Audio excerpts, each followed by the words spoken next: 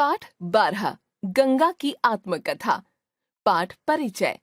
भारत में जल के कई स्रोत हैं, जैसे नदियां, झीलें, तालाब, टैंक, जलाशय, भूजल और वर्षा। गंगा नदी भारत की सबसे बड़ी जल स्रोत है। आइए विस्तार से जानें इस पवित्र गंगा नदी के विषय में। जीवन मूल्य। जल ही जीवन। भारतीय सांस्कृतिक परंपराएं और नदियों से उनका जुड़ाव। पौराणिक कथा। जल संरक्षण की महत्ता। मैं गंगा हूँ। मैं ही हूँ पतित पावन गंगा नदी। मेरा जन्म हिमालय की गोद में हुआ। पुराणों में मेरे जन्म को लेकर एक कथा प्रचलित है कि राजा सगर के वंशज राजा भगीरथ की तपस्या से प्रसन्न होकर मैंने पृथ्वी पर आना स्वीकार किया। साथ ही मैंने भगीरथ को वरदान दिया कि धरती पर मुझे उनके नाम से यानी भगीरथी के नाम से भी जाना जाएगा। हिमालय की गोद में एक एकांत स्थान पर छोटी सी घाटी बनी है, जो लगभग 1.5 किलोमीटर चौड़ी है। इसके चारों ओर बर्फ से ढके ऊंचे ऊंचे पर्वत शिखर हैं। यहीं एक गुफा है जिसे गोमुख कहते हैं। यहीं से मेरा उद्गम होता है। पहाड़ों को चीरती और चट्टानों से टकराती हुई उछलती कूदती मैं आगे बढ़ती हूँ। मैं नाचती गाती जब देवप्रयाग पहुँचती हूँ तो अलकनंदा आकर मुझ में मिल जाती है। यहाँ मेरा नाम गंगा हो जाता है।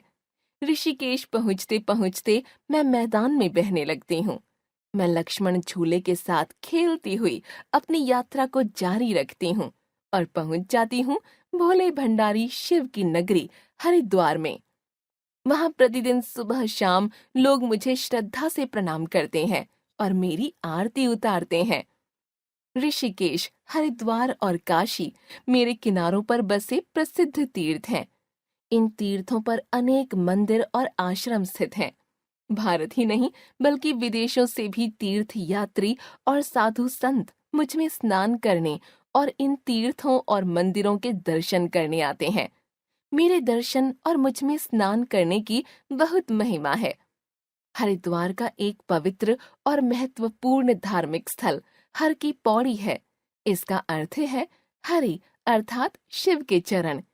कहा जाता है कि समुद्र मंथन के बाद अमृत की कुछ बूंदें यहाँ गिर गई थीं। इसलिए यहाँ पर आने वाले सभी श्रद्धालु मुझ में स्नान करने की प्रबल इच्छा रखते हैं, ताकि उन्हें मोक्ष की प्राप्ति हो सके।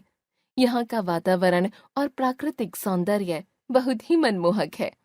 मेरे तट पर बहुत से नगर बसे हैं।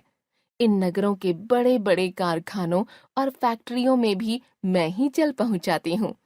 पर इसके बदले में मुझे इन कारखानों से निकला गंदा पानी और रसायन मिलता है। इस कारण मेरा जल प्रदूषित हो रहा है।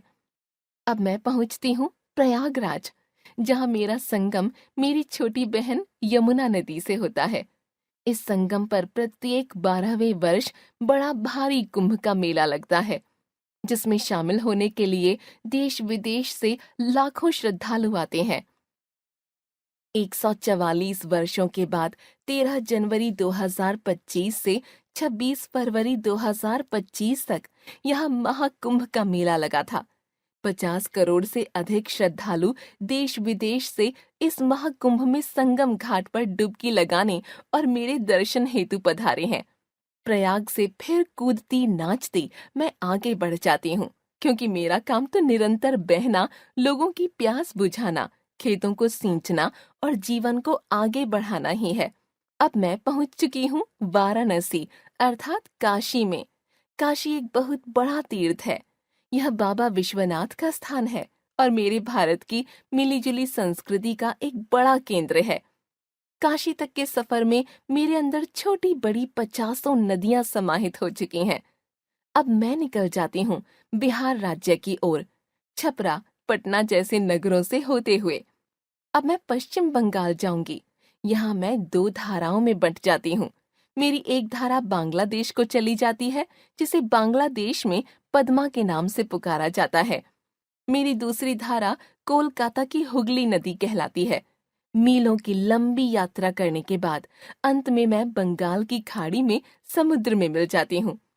भारतवासी मुझे अत्यंत पवित्र नदी मानते हैं, किंतु अपने लक्ष्य तक पहुंचते पहुंचते मैं अपनी दुर्दशा देखकर अत्यंत दुखी होती हूँ।